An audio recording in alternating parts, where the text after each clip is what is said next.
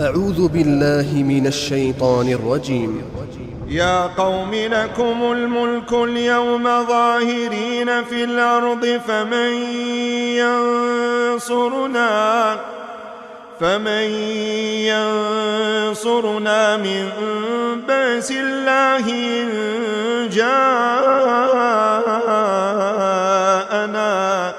قال فرعون ما أريكم إلا ما أرى وما أهديكم إلا سبيل الرشاد. وقال الذي آمن يا قوم إني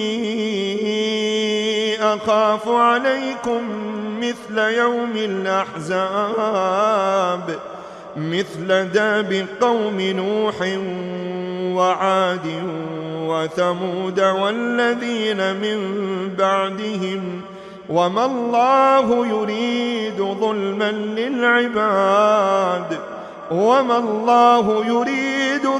للعباد ويا قوم إني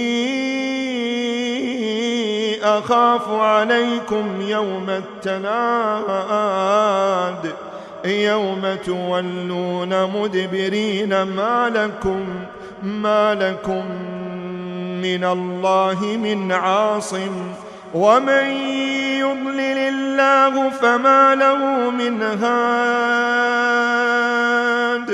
ولقد جاءكم يوسف من قبل بالبينات فما زلتم في شك مما جاءكم به حتى إذا هلك قلتم لن يبعث الله من بعده رسولا كذلك يضل الله من هو مسرف مرتاب. الذين يجادلون في آيات الله بغير سلطان أتاهم كبر مقتا عند الله وعند الذين آمنوا كذلك يطبع الله على كل قلب متكبر جبار. كذلك يطبع الله على كل قلب متكبر جبار. وقال فرعون يا هامان ابن لي صرحا لعلي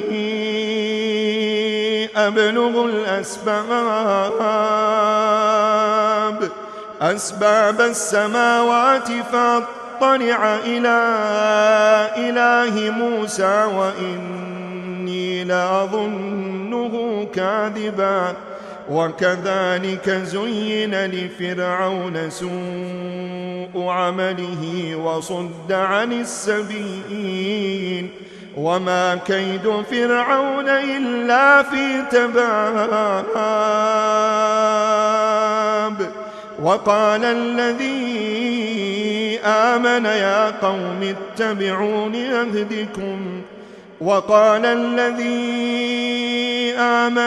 قوم اتبعوني أهدكم سبيل الرشاد. يا قوم إنما هذه الحياة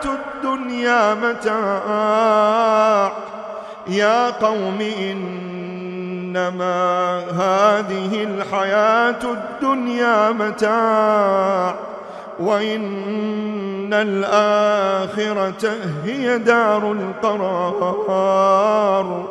من عمل سيئة فلا يجزى إلا مثلها ومن عمل صالحا من ذكر أو أنثى وهو مؤمن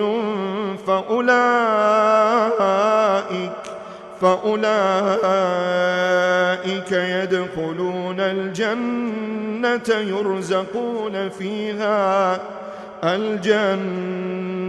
يرزقون فيها بغير حساب.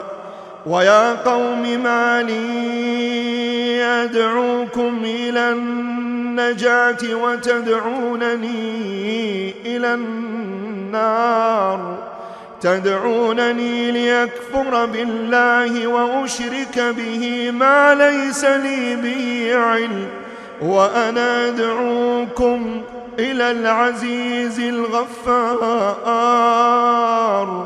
وأنا أدعوكم إلى العزيز الغفار. لا جرم أن ما تدعونني إليه ليس له دعوة في الدنيا ولا في الآخرة، وأن مردنا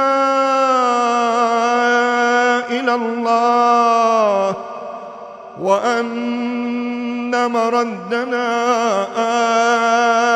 الله، وأن المسرفين هم أصحاب النار.